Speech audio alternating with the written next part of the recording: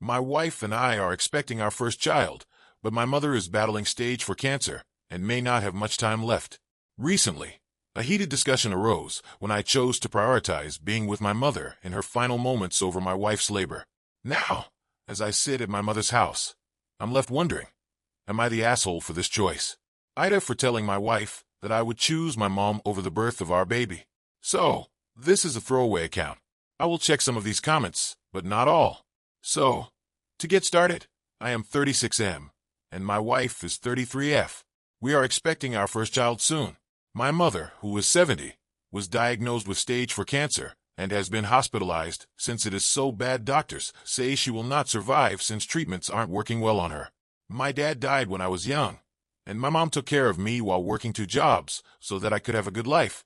I feel I owe everything to my mother. I bought her a house and whatever she needed so that she could live her older years well since we had to struggle so much.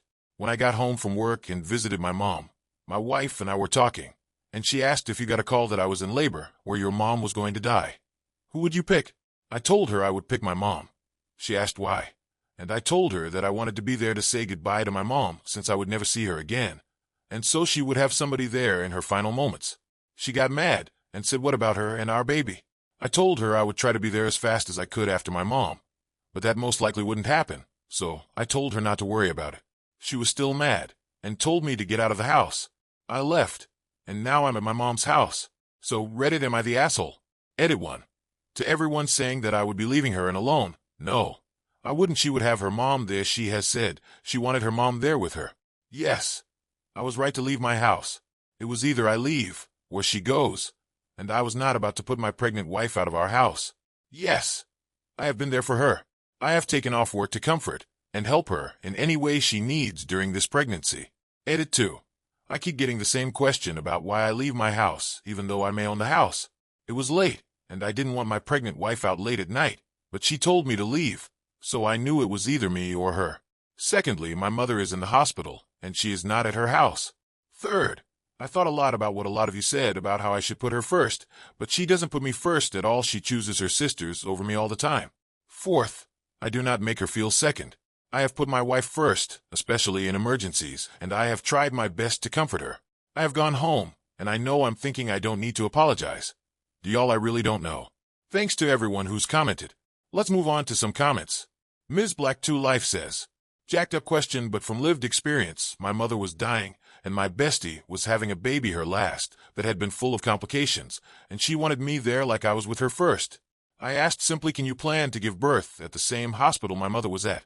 I went from floor 4, the cancer ward, to floor 2, the birthing floor, the entire day. The doctors knew what was up and what I was doing, so it allowed me to be there for both of them, talk to her, and find a compromise and make a plan. She's pregnant, which tends to make one a tad more panicky and emotional. Nari Trickster says, not the a-hole. I get it from both points of view.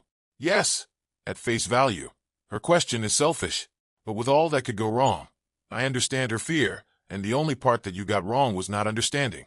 It's scary. Just so you can get a perspective. My son was born in the NICU, or at the military hospital. He was in distress for most of my labor, depending on how I was positioned. It was scary every time those alarms would go off, just because I moved. His heart rate and O2 stats would drop, like rapidly. Then on the way out, he got stuck, which, once again, was terrifying because then the nurses began to panic. Not that they showed it other than the urgency of their tones with me. I assure you, though, they were kind and all of that through the entire thing. So, from her POV, if something does go wrong and you're not there, then she's alone in her terror. Like I said, I get it from both POV. But the unknown for your wife is scary as hell. Crabbiest ASB says, not the a-hole. I get both sides of this. Honestly, though, if I told my mom I'd choose her over the birth of my child, if I was a dude, she would tell me to stop being a dick and go to the birth of my child. Global_monk_5778 says, not the a-hole. Your wife is probably scared. I almost died in labor, as did our child. It isn't as clear-cut as deathbed trumps new birth, because childbirth can be a deathbed too. Have a clear, laid-out plan, with a backup as well in case option 1 is busy or out of town, so that she knows she isn't alone. Make sure you are always contactable. Your mother might be totally unconscious at the end, so you can still be on the phone with your wife while she's in labor, even while her mom, or whomever, is with her. Decide on options. Make sure everybody involved knows exactly what is happening. Make sure your mom knows what is happening. She might not want you there. Not everyone does. She might be appalled that you'd pick her over the birth of your child. And update them as the time gets closer.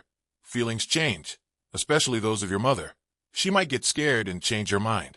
ETA. A lot of the responses to this focus on how his mother has a 100% chance of death compared to a tiny chance of death for his wife. As a mother myself, I would absolutely hate for any of my kids to have to pick between us. I would want my kid to be with their family, their chosen family, welcoming their new child, supporting one another, which is why I said Opie had to speak to his mother. My time would be over. I've nearly died several times in my life, so I can speak from experience when I say I would never want the living to miss out on a once-in-a-lifetime experience just to sit by my bedside like that. He will never get that moment back. We would have had a lifetime of memories together, and there are plenty of ways to say goodbye. But if anything went wrong at the birth, he would never, ever, ever forgive himself for not being there, and it would destroy his marriage. As a mother, I would encourage him to be at the birth of his child. I would insist upon it. And I would make plans to call upon another family member or a friend to be with me if the two events clashed. Percentages mean nothing when these are real-life events. I know because I've lived them. I am going to turn this to you guys. Let me know what you think in the comments below.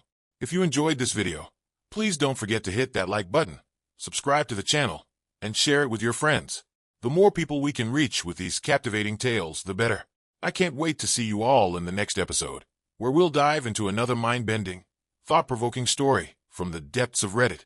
Until then, keep exploring, keep learning, and keep spreading the love for these incredible narratives. Thank you. From the bottom of my heart. You all are the real heroes of this journey. I'll see you in the next one. Cheers.